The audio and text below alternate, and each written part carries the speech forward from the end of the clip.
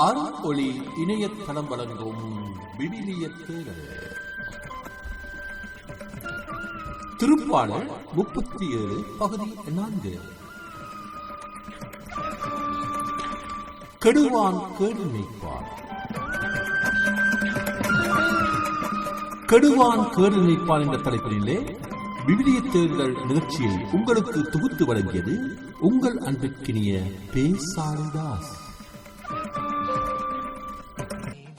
அன்பர்களே, கடந்த வார நமது விவிலிய தேடலில் அமைதியுடன் காத்திருப்போம் என்ற தலைப்பில் 37வது திருப்பாடலில் 7 முதல் 9 வரை உள்ள இறைவார்த்தைகள் குறித்து தியானித்தோம். இவ்வாரம் அதனை தொடர்ந்து வரும் 10 முதல் 15 வரை உள்ள இறைவார்த்தைகள் குறித்து தியானிப்போம். இப்போது அவ்வார்த்தைகளை வாசித்து நமது சிந்தனைகளை ஆழப்படுத்துவோம். இன்னும் சிறிது காலம்தான், பிறகு பொல்லார் இரார். அவர்கள் இருந்த இடத்தில் நீ அவர்களை தேடினால் அவர்கள் அங்கே இரார். எளியோர் நிலத்தை உடைமையாக பெறுவர். அவர்கள் வளமிகு வாழ்க்கையில் இன்பம் காண்பர். பொல்லார் நேர்மையாளருக்கு தீங்கிழைக்க திட்டமிடுகின்றனர். அவர்களை பார்த்து பல்லை நெரிக்கின்றனர். என் தலைவர் அவர்களை பார்த்து எள்ளி நகைக்கின்றார். அவர்களது முடிவு காலம் நெருங்குவதை அவர் காண்கின்றார். எளியோரையும் வறியோரையும் வீழ்த்தவும் நேர்மையான வழியில் நடப்போரை கொல்லவும் பொல்லார் வாளை உருவுகின்றனர், வில்லை நாணேற்றுகின்றனர். ஆனால் அவர்கள் வாள் அவர்கள் நெஞ்சிலேயே பாயும். எனக்கு கெடுதல் செய்ய வேண்டுமென நினைத்த என் எதிரிகள் இருந்த இடம் தெரியாமல் போய்விட்டனர் என்று நாம் அடிக்கடி கூற கேள்விப்பட்டிருப்போம். ஏறத்தாழ தாவீதின் மனதும் இப்படித்தான் சிந்திக்கின்றது. என்னதான் நமது எதிரிகள் நம்மை ஒழித்துவிட வேண்டுமென திட்டமிட்டு செயல்பட்டாலும் எளியவருக்கு உரியவற்றை ஆண்டவர் எப்போதும் தந்தருள்வார் என்று தாவீது அரசர் ஆண்டவர் மீது ஆழமான நம்பிக்கை கொண்டிருந்தார். இதன் காரணமாகவே ஏழைகளை தூசியிலிருந்து அவர் தூக்கி நிறுத்துகின்றார். வறியவரை குப்பைமேட்டிலிருந்து கை தூக்கி விடுகின்றார். உயர்குடி மக்களிடையே, தம் மக்களுள் உயர்குடி மக்களிடையே அவர்களை அமரச் செய்கின்றார் என்றும், வறியோரின் வலப்பக்கம் அவர் நிற்கின்றார். தண்டனை தீர்ப்பிடுவோரிடமிருந்து அவர்களது உயிரை காக்க நிற்கின்றார் என்றும், எளியோரை அவர் துன்ப நிலையினின்று தூக்கிவிட்டார். அவர்கள் குடும்பங்களை மந்தை போல் பெருகச் செய்தார் என்றும் வேறு சில திருப்பாடல்களிலும் எடுத்துரைப்பதன் வழியாக எளியோர் தங்களுக்கு உரியவற்றை பெறுவர் என்ற வார்த்தைக்கு வலு சேர்க்கின்றார் தாவீது அரசர். மேலும் புழுதியினின்று அவர் ஏழைகளை உயர்த்துகின்றார். குப்பையினின்று வறியவரை தூக்கிவிடுகின்றார். உயர்குடியினரோடு அவர்களை அமர்த்துகின்றார். மாண்புறு அரியணையை அவர்களுக்கு உரிமையாக்குகின்றார் என்று சாமுவேல் முதல் நூலில் அன்னா வேண்டுதல் செய்வதை நாம் காண்கின்றோம். கருவுற இயலாத நிலையிலிருந்த அன்னாவுக்கு தன் சொந்த உறவுகளே எதிரிகளாயினர். ஆனாலும் அவர் ஆண்டவராம் கடவுள் மீது கொண்டிருந்த நம்பிக்கையை இழக்கவில்லை. அவருடைய இடைவிடாத இறைவேண்டல்களை கேட்ட கடவுள் அவருக்கு ஓர் ஆண்மகவை தந்தருளினார். அவர்தான் இறைவாக்கினரான சாமுவேல். தாவீதை இஸ்ரேல் மக்களின் அரசராக அருள்பொழிவு செய்தவர் இவர்தான். ஒரு குளத்தில் நிறைய மீன்கள் இருந்தன. அதில் ஒரு நண்டும் இருந்தது. நண்டும் மீன்களும் நல்ல நண்பர்களாக இருந்தனர். ஒரு நாள் அந்த குளத்துக்கு ஒரு பெரிய கொக்கு ஒன்று வந்தது. அது அங்கிருக்கும் சிறு சிறு பூச்சிகளையும் பெரண்டை குஞ்சுகளையும் இரையாக்கிக் கொண்டிருந்தது.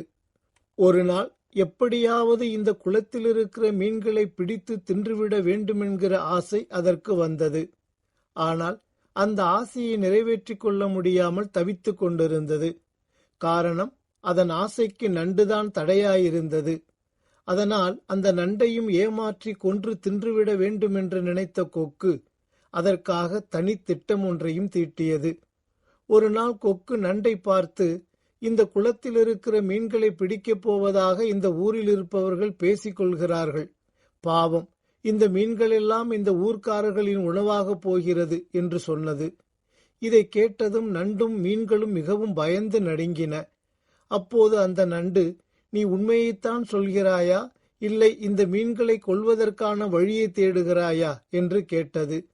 அதற்கு அந்த கொக்கு அப்பாவியாக முகத்தை வைத்துக்கொண்டு, சத்தியமாக உண்மையைத்தான் சொல்கிறேன். இந்த ஊர்க்காரர்கள் நேற்று பேசிக் கொண்டிருந்ததை என் காதால் கேட்டேன். அதனால்தான் உன்னிடம் அந்த தகவலை சொல்லி மீன்களை எச்சரிக்கலாம் என்று நினைத்தேன் என்று சொல்லிவிட்டு பறந்து போய்விட்டது. நண்டுக்கும் கொக்கு சொன்னது உண்மையாக இருக்கும் என்பது போல் தோன்றியது.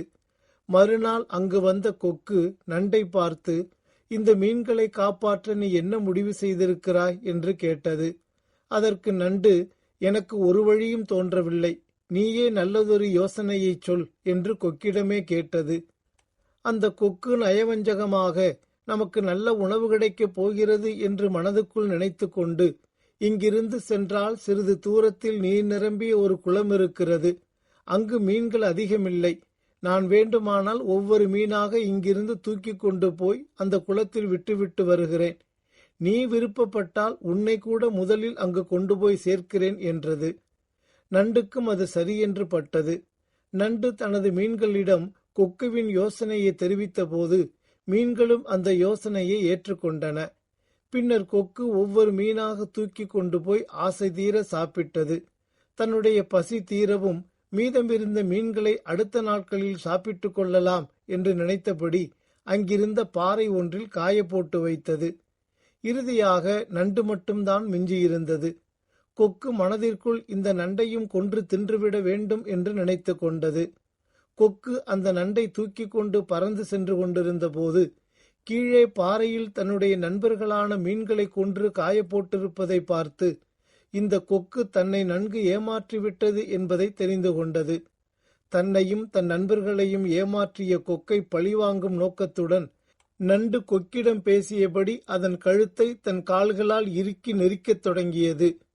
கொக்கு நண்டுவின் பிடியிலிருந்து தப்பிக்க முடியாமல் இறந்து கீழே விழுந்தது. அன்பர்களே, இவ்வுலகில் எதிரிகள் தங்களின் கொடிய திட்டங்களை நிறைவேற்றுவதற்கு எல்லா வகையான காரியங்களையும் செய்வார்கள். அதாவது தங்களது ஏமாற்று வித்தைகளை காட்டுவார்கள், பொய்யுரைப்பார்கள், போலியாக பேசுவார்கள். ஆனாலும் இவர்களின் மாய வலைகளில் சிக்கிக்கொள்ளும் அபலை மக்களை ஆண்டவர் இறுதியில் விடுவிப்பார் என்பதைத்தான் தாவீது அரசர் நமக்கு எடுத்து காட்டுகின்றார். நாம் மேற்காணும் இந்த இறைவார்த்தைகளில் மன்னர் சவுல் தனக்கு இழைத்த கொடுஞ்செயல்களை மனதில் கொண்டே தாவீது அரசர் இந்த வார்த்தைகளை எழுதியிருக்கிறார் என்பதை நம்மால் அறிய முடிகிறது. மன்னர் சவுல் தாவீதை பழிதீர்க்கும் பொருட்டு எப்படியெல்லாம் அவரை ஏமாற்ற முனைந்தார் என்பதையும் அவர் வாழ்விலிருந்து நாம் அறிந்து கொள்கின்றோம். பொல்லார் வழியில் தாவீதின் உயிரை பறிக்க தேடிய சவுல் இறுதியில் பேரழிவினை சந்தித்தார். அதாவது பெலிஸ்தியர் இஸ்ரேலுக்கு எதிராக போரிட்ட போது அப்போரில் தோல்வியுற்ற மன்னர் சவுல் எதிரிகளின் கையில் தான் சிக்கிக்கொள்ளக் கூடாது என்பதற்காக அவர் தம் வாளை எடுத்து தாமே அதன் மீது வீழ்ந்து மடிந்தார். இதன் காரணமாகவே எளியோரையும் வறியோரையும் வீழ்த்தவும் நேர்மையான வழியில் நடப்போரை கொல்லவும் பொல்லார் வாளை உருவுகின்றனர், வில்லை நாணேற்றுகின்றனர். ஆனால் அவர்கள் வாள் அவர்கள் நெஞ்சிலேயே பாயும் என்று எடுத்துரைக்கின்றார் தாவீது அரசர். மறந்தும் பெருங்கேடு சுழற்க சூழின் அறஞ்சூழும் சூழ்ந்தவன் கேடு என்ற திருக்குறளில் மறந்தும் பிறருக்கு தீமை செய்ய எண்ணாதே, அப்படி எண்ணினால் எண்ணியவனுக்கு அந்த அறமே தீமையை விளைவிக்கும் என்கின்றார் வள்ளுவர். ஆகவே அன்பு நிறைந்தவர்களே, பொல்லார் செய்யும் தீச்செயல்களாலேயே அவர்கள் மடிந்து அழிந்து விடுவர் என்பதை மனதில் கொண்டவர்களாய் ஆண்டவரை தேடுவதிலும் அவருக்கு உகந்த செயல்களைச் செய்வதிலும் நாம் மன உறுதியுடன் இருப்போம்.